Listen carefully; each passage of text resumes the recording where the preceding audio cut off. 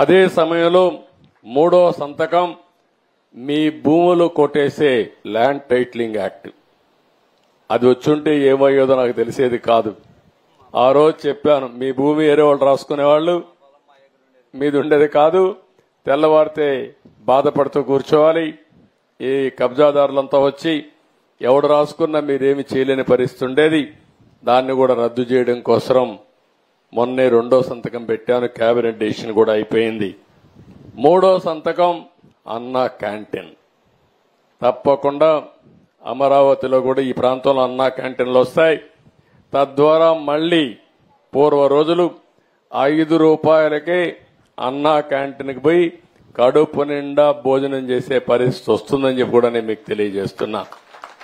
అన్నా క్యాంటీన్ ఈ రోజు చూస్తే ఒక పవిత్రమైన కార్యక్రమం. ఎన్టీ రామారావు గారు మొట్టమొదటి రోజుల్లో తిరుమల తిరుపతి దేవస్థానంలో అన్నా క్యాంటీన్ ప్రారంభించాడు. అంటే ఫ్రీ మీల్ టీటీడీలో స్టార్ట్ చేశాడు. ఆ రోజు ఆయన ఒక మంచి ఇంటెన్షన్తో స్టార్ట్ చేశాడు. దానిపైన దాతలను ఇన్వైట్ చేశాం. ఈ రోజు దగ్గర దగ్గర 1200-1300 కోట్ల రూపాయల కార్పస్ ఉంది. ఎవరైనా సరే వాళ్ళ పిల్లల పుట్టినరోజును గాని ఒక మంచి అకేషన్లో అన్నదానం చేయాలంటే రోజంతా చేయాలన్నా ఒకరోజు చేయాలన్నా చారిటీ కింద డబ్బులు ఇచ్చే పరిస్థితికి వచ్చారు. వాళ్ళ ఇప్పుడు చూస్తే ఎన్టీ రామారావు గారు పెట్టిన ప్రోగ్రాంలో మా మనోడు దేవాంశ్ ఒక రోజు 35 లక్షల రూపాయలు డొనేట్ చేసే పరిస్థితికి వచ్చాడంటే ఇది ఒక చరిత్ర, ఒక జ్ఞాపకం. ఆ మంచి కార్యక్రమం ఆ రోజు ఆయన ప్రారంభించాడు కాబట్టి ఈ రోజు మేము అక్కడ ఒకరోజు భోజనం పెట్టే పరిస్థితికి వచ్చాం. ఈ రోజు నేను అందుకే పెట్టాను. ఈ అన్నా క్యాంటీన్ పెట్టినప్పుడు రాష్ట్రం మొత్తం ఒక రోజు కావాలని డొనేట్ చేసే విధంగా డబ్బులుండేవాళ్లు డొనేట్ చేయొచ్చు. ఒక క్యాంటీన్కి ఇవ్వచ్చు, ఒక జిల్లాకి ఇవ్వచ్చు. అవసరమైతే మైక్లో మీరు చెప్పచ్చు, లేకపోతే మీరే పోయి సేవ చేయొచ్చు, వడ్డించచ్చు. వాళ్ళతో కలిసి పేదవాళ్లతో కలిసి భోంచేయచ్చు. అలాంటి ఒక మహత్తరమైన కార్యక్రమాన్ని విఘాతం కలిగించే విధంగా వచ్చిన వెంటనే ఉండే అన్నా క్యాంటీన్లన్నీ మూసేసే పరిస్థితికి వచ్చాడు. అందుకే ఒకే రోజున 183 అన్నా క్యాంటీన్లు ఓపెన్ చేయడానికి ప్రభుత్వం నిర్ణయం చేశాం. తొందరలోనే ప్రారంభిస్తామని చెప్పి కూడా నేను మీకు తెలియజేస్తున్నా. ఇంకొక పక్క స్కిల్ డెవలప్మెంట్. పిల్లలందరూ ఉద్యోగాలు చేయాలంటే ఈరోజు ఉద్యోగాలున్నాయి, ఉద్యోగాలకు అవసరమైన అర్హులు లేరు.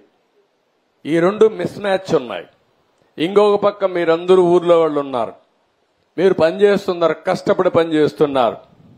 కష్టపడి పనిచేయడం కంటే సాంకేతిక పరిజ్ఞానంతో పనిచేస్తే పేదవాళ్లు కూడా ఎక్కువ డబ్బులు సంపాదించుకునే అవకాశం వస్తుంది.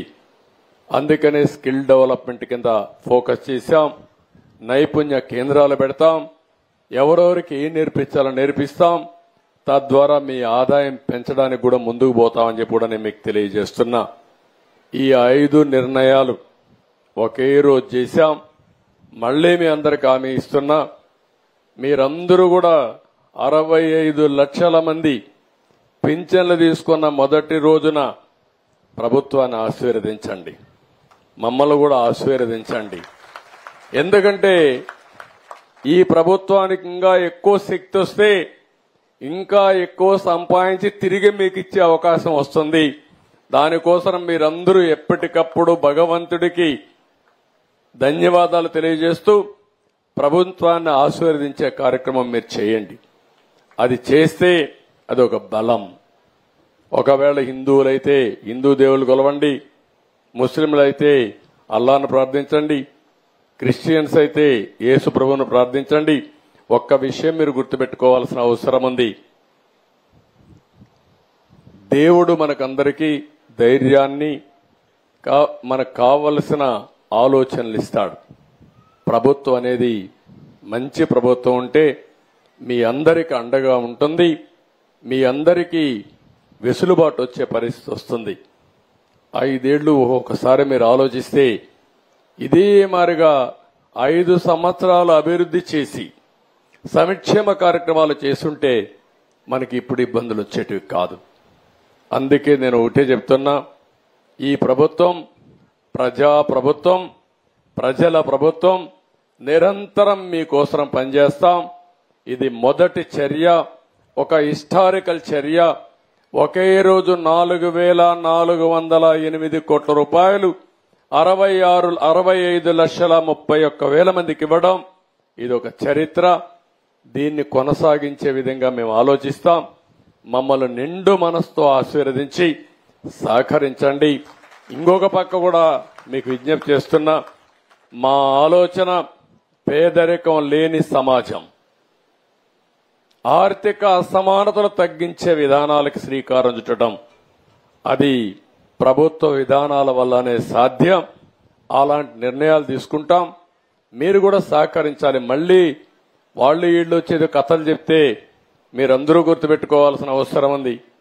2019లో తెలుగుదేశం పార్టీ ఆ రోజు గెలుచుంటే ఈ రోజు మనందరికీ ఇబ్బందులు వచ్చేటివి కాదు. మీకు ఇబ్బందులు వచ్చేటివి కాదు, నాకు ఇబ్బందులు వచ్చేటివి కాదు, అధికార యంత్రాంగానికి ఇబ్బందులు వచ్చేటివి కాదు. ఎప్పుడు కూడా కంటిన్యూటీ చాలా ముఖ్యం. ప్రభుత్వం అనేది బాగా స్పీడ్లో పోతా ఉంటే స్పీడ్ బ్రేకర్ వేసి రివర్స్ కొట్టి రివర్స్ టెండర్ అనే పేరు పెట్టి అందరినీ కూడా మన బ్రతుకులే రివర్స్ చేసేశారు. ఇప్పుడు ఇక్కడి నుంచి మళ్ళా కోలుకుని మళ్ళా ముందుకు పోవాల్సిన అవసరం ఉంది.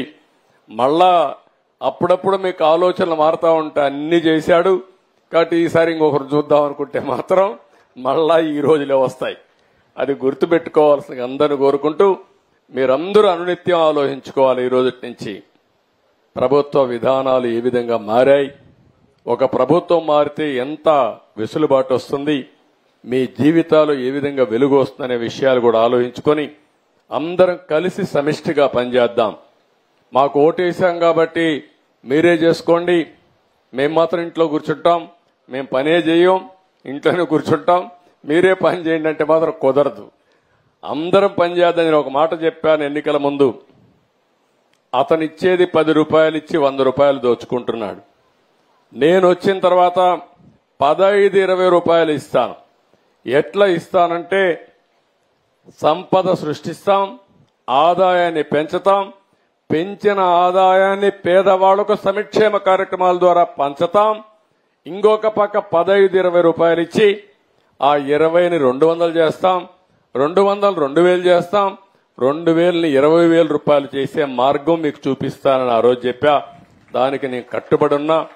మీరు కూడా సహకరించమని మిమ్మల్ని అందరినీ కోరుకుంటూ, ఇప్పుడు మీలో ఆలోచనలు గాని ఇలాంటి కార్యక్రమం ద్వారా ఏం చేస్తే ఇంకా బాగుంటుందో మీరు కూడా మీ ఆలోచనలు చెప్పండి, అవి కూడా తీసుకుంటామని చెప్పి తెలియజేసుకుంటూ ఇప్పుడు క్వశ్చన్ అండ్ ఆన్సర్స్.